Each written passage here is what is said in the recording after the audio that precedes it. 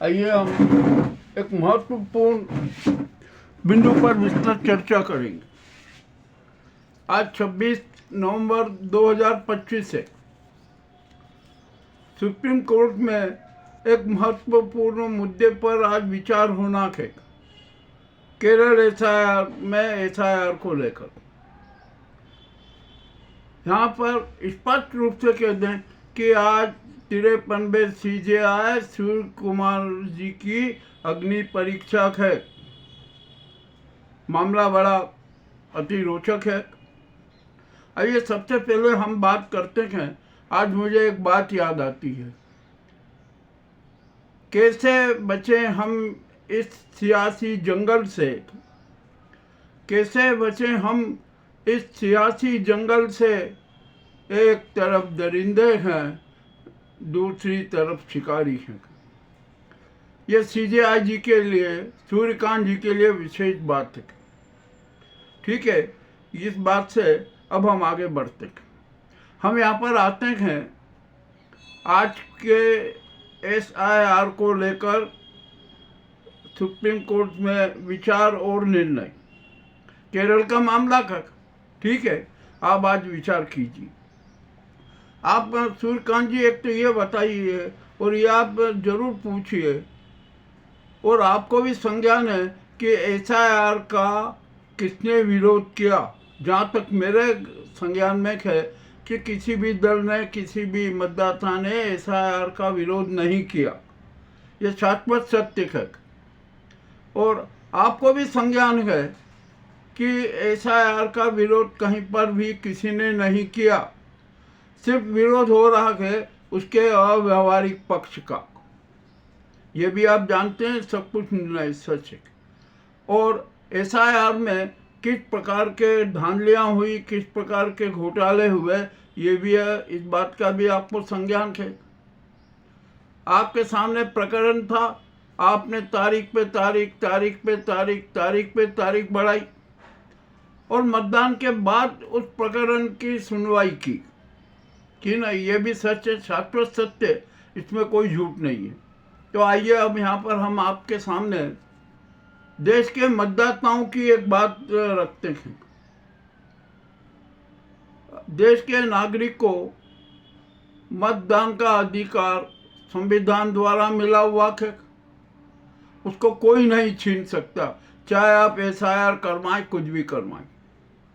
ठीक है ना, ये बात भी तो गलत नहीं है ना, आप तो मानेंगे ना। आपने तो संविधान की रक्षा की शपथ ली है, आपने ज्ञान और विवेक की शपथ ली है, आपने सच्चा न्याय देने की शपथ ली है, आपने सब कुछ किया। शपथ में भी आपने यही बात कही है। हम आपको बधाई देते हैं सबसे पहले तो कि आप 53वें सीजेआई बने। भारी विरोध के बाद भी आप बन गए। आप 14 माह तक सीजेआई पद पर बने रहेंगे। तो आपके सामने कल आपने जो 17 प्रकरणों पे निर्णय दिए ना, उससे तो कुछ आशा बनती है। मगर ये आशा स्थायी रूप से रहे, इस पर थोड़े लोगों की शंका है। तो फिर ठीक है, जो भी होता है ना वो तो अब सब वक्त बताएगा। अब हम जनता के पास में भी एक अधिकार है न्यायिक निर्णयों की समीक्षा करने का। हम खुद न्यायिक निर्णयों की समीक्षा करेंगे और उसका आधार होगा जनहित, राष्ट्रहित, अभिव्यक्ति की आज़ादी और सामाजिक न्याय। ये हम समीक्षा करेंगे, ये हमारा अधिकार है, जनता का अधिकार है। तो आज हम आपसे जनता एक अनुरोध करना चाहती है कि क्या कोई किसी भी अव्यवहारिक पद्धति से किसी भी व्यक्ति का मताधिकार छीना जा सकता है। उसका जो मतदान का अधिकार है वो समाप्त किया जा सकता है, कहीं नहीं किया जा सकता। एसआईआर में जो हो रहा है ना, उसके अव्यवहारिक पक्ष को आप जरूर ध्यान रखिए। आखिरकार आदमी मतदाता है, उसको मताधिकार का है, तो आप उसके सत्यापन करवाइए ना। आप ये बार बार फॉर्म की, ये गलत फॉर्म की, ऑनलाइन फॉर्म भरने का, ये करने का, मतदाता सूची में नाम बताइए, वो कीजिए 2003 की, ये आप क्यों अव्यवहारिक पक्ष ला रहे हैं?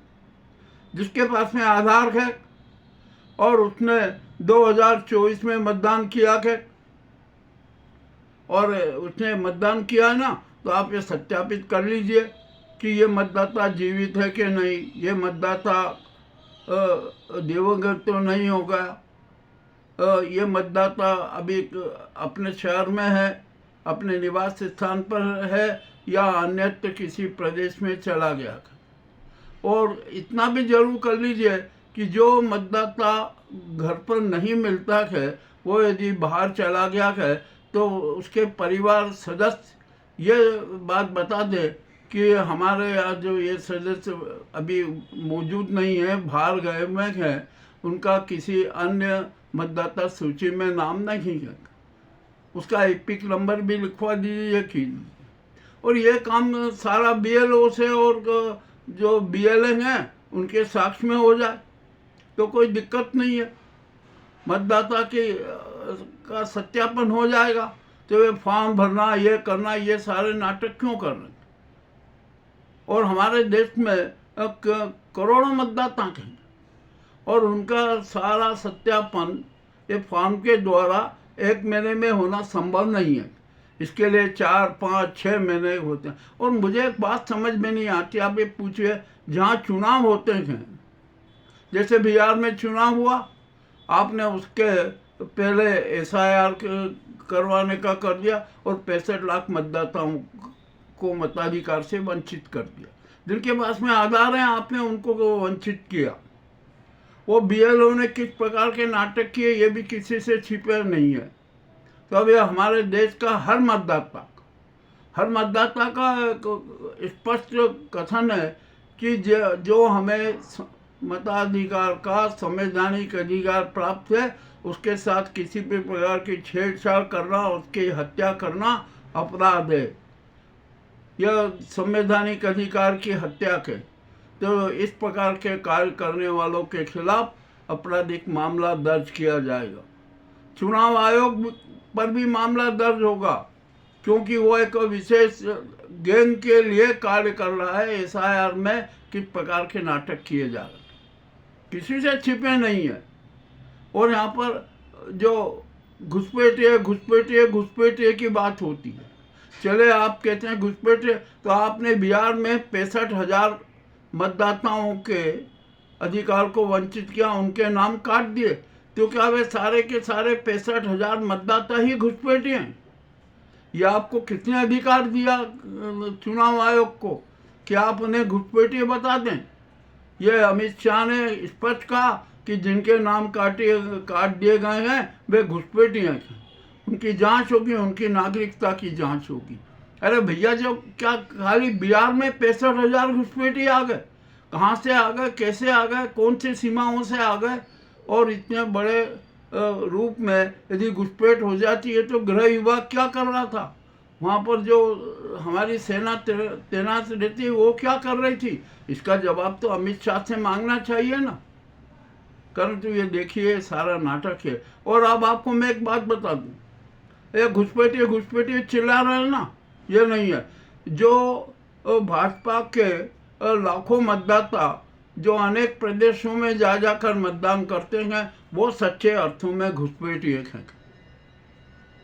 मामला बड़ा रोचक है, मगर अब तो ये बातें, ये तो प्याज छीलने की जैसी है कि हम प्याज का बीज निकालें, छीलते जाएं, किंतु वहाँ पर कोई बीज नहीं मिलता।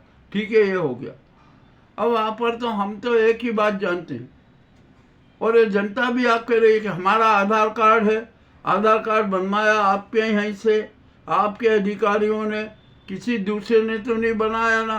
क्या उसने अपनी मर्जी से अपना आधार कार्ड बना लिया? जिस मतदाता के पास में, जिस व्यक्ति के पास में आधार कार्ड है, यानी वो भारतीय है, यह प्रमाणित हो गया और उसके आधार पर उसका मतदाता सूची में नाम होना चाहिए। यदि उसका मतदाता सूची में नाम नहीं है आधार कार्ड होने के बावजूद, तो ये एक अपराध बनता है और इस अपराध के लिए चुनाव आयोग और बीएलओ पर आपराधिक मामला दर्ज होना चाहिए। ये भी एक सच है, आपको भी पता है। आप तो अब सीजेआई बन गए, आपको भी पता है कि किस तरह से जो व्यक्ति जिंदा है उनको मृत बताकर उनका मताधिकार समाप्त कर दिया गया। आपके सामने जिंदा मतदाता मौजूद हुए, प्रस्तुत हुए। योगेंद्र यादव ने 17 लोगों को आपके सामने प्रस्तुत कर दिया कि ये जिंदा है और इनका मत काट दिया। इसका मतलब ये हुआ कि एसआईआर में एक शातिर राजनीति होती है, शातिर खेला हो रहा है। और सबसे बड़ी बात, आप चुनाव एसआईआर में के नाम पर देख लीजिए कि बिहार में 7,42,00,000 मतदाता थे। चुनाव के बाद वे 7,45,00,000 हो गए। तो 3 लाख मतदाता कहाँ से बढ़ गए? तो 3 लाख जो बढ़े हुए मतदाता है ना, जो बढ़ाए गए हैं, ये ही घुसपैठिए हैं। आपको तो अब सोचना है। और आपने तो कहा ना कि आपके संज्ञान में जो बात होगी वो निर्णय लेंगे, तो ये चीज़ तो आपके संज्ञान में है, हर चीज़ आपके संज्ञान में है। अब ये जो खाली ये सुनवाई का जो आज ये नाटक किया जा रहा है ना, इस पर भी आप जरा गंभीर हो जाइए, गंभीरता से देख लीजिए। हम मतदाताओं की बात हमने आपके सामने रख दी है कि यदि हमारे पास में आधार कार्ड है तो हमारा नाम मतदाता सूची में होना चाहिए, उसको कोई भी नहीं काट सकता। हाँ, एसआईआर की जो कठोर प्रक्रिया की बात तो छोड़ दीजिए, वो कोई ज़रूरी नहीं है, मगर आपका जो बीएलओ और जो बीएलए आकर ये सत्यापित कर ले कि हाँ ये मतदाता जिंदा है, बस मतदाता सत्यापन कर लीजिए, खत्म काम हो गया। ये फॉर्म भरना, ये करना, वो नाटक करना, फॉर्म के सारे ये करना, ये सब औपचारिकता है ना, एक शातिर खेल है, शातिर षड्यंत्र है विपक्ष के मतदाताओं को प्रभावित करने का, उनके नाम हटाने का। ये मैं बहुत स्पष्ट कर रहा हूँ। और हम मतदाताओं का तो सिर्फ एक ही कहना है, यदि हमारे पास में आधार कार्ड है तो हमारा नाम मतदाता सूची में होना चाहिए। और यदि षड्यंत्र पूर्वक काट दिया गया और नाम हटा दिया गया तो हर मतदाता, चुनाव आयोग बीएलओ पर आपराधिक मामला दर्ज कराए। यह हमारा जनता की आवाज़ है, जनता की बात है, और वो आपके सामने प्रस्तुत है।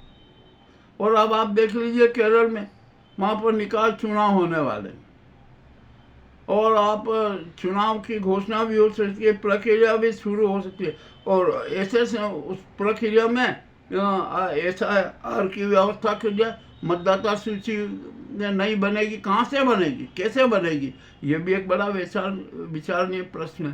तो ये जो एसआईआर के अव्यवहारिक कदम है ना, जनता उनका विरोध कर रही है, विपक्ष उनका विरोध कर रहा है। अब दे दीजिए लंबा समय के 6 महीने में एसआईआर कंप्लीट होगा, नई मतदाता सूची 6 माह में बन जाएगी, 5 माह में बन जाएगी। आप तो 1 माह में करोड़ों मतदाताओं का सत्यापन करने की जो प्रक्रिया अपना रहे हैं वो संभव नहीं है। और अब तो करोड़ों की संख्या में जनता ने विरोध प्रकट किया, तो करोड़ों की जनता की बात क्या सुप्रीम कोर्ट को स्वीकार नहीं होगी? ऐसा नहीं होगा। सुप्रीम कोर्ट करोड़ों मतदाताओं की भावनाओं का भी सम्मान करेगी, उनके जो विरोध है उस पर भी निर्णय करेगी। तो इस प्रकार के मामले जो है ना, ये हो रहे हैं, होना भी चाहिए। आज सीजेआई की अग्नि परीक्षा के हमें जनता का पक्ष रखना था, वो हमने जनता का पक्ष सीजेआई के सामने रख दिया था। अब देखते हैं क्या निर्णय आएगा दोपहर तक, शाम तक, और हम उस निर्णय पर फिर समीक्षा करेंगे, क्योंकि सुप्रीम कोर्ट के निर्णय, न्यायिक निर्णय की समीक्षा करना भी जनता का अधिकार है, बस उसका आधार जनहित होना चाहिए। और हम समीक्षा करेंगे, निश्चित करेंगे, मतदाताओं की तरफ से करेंगे, मतदाताओं का समीक्षा होगी, हर मतदाता की बात होगी। ये हम सीजेआई गवई जी को स्पष्ट रूप से बता। तो आपका अब क्या दायित्व बनता? हम ये भी नहीं कहते कि एसआईआर को ख़त्म कर दीजिए, और किसी ने भी नहीं बोला कि एसआईआर को ख़त्म कर दीजिए। और यहाँ पर जो है ना, भाजपा के जो फर्जी वोटर्स हैं ना, उनका भी ज़रा संज्ञान ले लीजिए। अभी अभी एक मैंने समाचार देखा दिल्ली के उसमें कि एक ही फोटो 51 जगह पर, एक ही फोटो 51 जगह पर मतदाता सूची में है। अरे ये क्या है, क्या मजाक है? जब एक मतदाता है तो उसका फोटो 51 जगह पर क्यों? ये तो लापरवाही है ना, या शातिर घोटाला है। मामला सब कुछ उजागर है। तो आज अभी सीजेआई जब कुर्सी पर बैठेंगे और वे पक्ष और विपक्ष की जो बातें सुनेंगे, दलील सुनेंगे, तो बाद में निर्णय देंगे। मगर अभी ये निर्णय सुरक्षित रखने का भी नाटक बंद कर दीजिए आप, कि मजिस्ट्रेट ने, न्यायाधीशों ने सारा प्रकरण सुना और कहा कि भाई ये निर्णय सुरक्षित है। और ऐसा है कि कुछ निर्णय भी हैं जो लंबे समय से सुरक्षित ही हैं, उनको भी ओपन नहीं किया गया। तो ये बहुत सारी कुव्यवस्थाएं न्यायपालिका में भी है, इनको भी दूर करना है। खैर वर्तमान में तो आज सिर्फ एसआईआर के मुद्दे पर हम बात करना चाह रहे हैं और वो बात हमने की है। अब ये कोई किसी का अपमान भी नहीं है, किसी का पक्षपात भी नहीं है और कोई प्रकार का पूर्वाग्रह भी नहीं है। अब यहाँ पर ये सीजेआई साहब को ज्ञान कुमार पर जरूर सूक्ष्मता से जांच करना चाहिए। ये ज्ञान कुमार किसी प्रकार के नाटक कर रहे हैं और किसके इशारे पर नाटक कर रहे हैं, इसका भी संज्ञान ले लीजिए।